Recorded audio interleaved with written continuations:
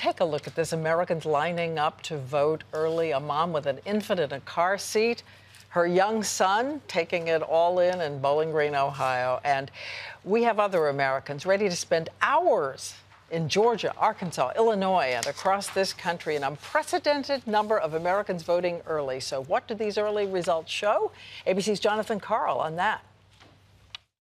You think Election Day is tomorrow? Think again. We have already been seeing long lines at voting places for weeks. 46 million Americans are expected to vote before polls open tomorrow.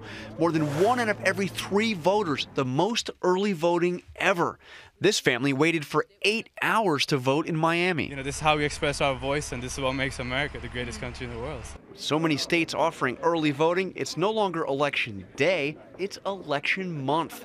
In the latest ABC News Washington Post poll, Obama had a narrow 3-point lead among those who voted early.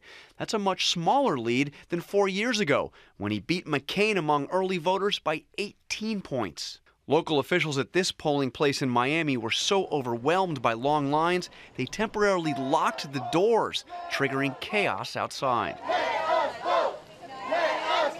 Doors reopened after about an hour, and in some counties, Democrats successfully sued to extend early voting hours.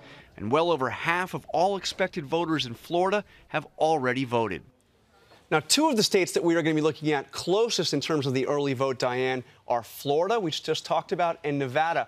Both of these states, well over half of voters have already voted, and we can even tell you a little bit about how they have voted, or at least who has voted. In both of these states, Democrats have outnumbered Republicans in the early vote, Diane, and that is what put Obama over the top last time around. But I've got to tell you also that the Democrats have a smaller advantage, a significantly smaller advantage than they had 4 years ago, pointing to a much closer night tomorrow. Close night. Thank you, John.